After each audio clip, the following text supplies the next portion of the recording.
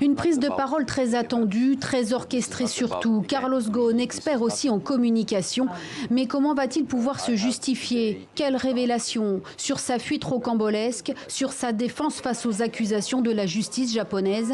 Une interview accordée aux médias américains Fox Business sous-entend qu'il pourrait donner des noms, désigner les responsables de son arrestation, de son point de vue. Depuis le début de l'affaire, Carlos Ghosn affirme être victime d'un complot ourdi par l'entreprise Nissan pour l'évincer. Pour rappel, il fait l'objet de 4 inculpations pour revenus différés non déclarés par Nissan et abus de confiance aggravé. Dès son arrivée à Beyrouth, Carlos Ghosn a prévenu qu'il s'adresserait à la presse. Pour l'un de ses avocats, le français François Zimret, son client a besoin de donner sa version.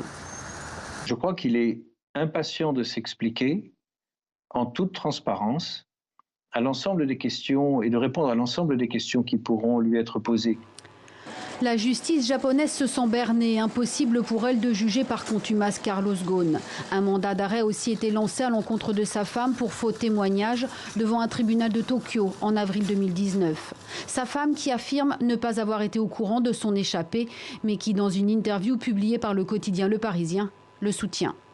Partir était le seul choix possible, alors qu'il voyait son procès reporté indéfiniment et qu'il était maintenu dans des conditions de privation de liberté visant à le déshumaniser.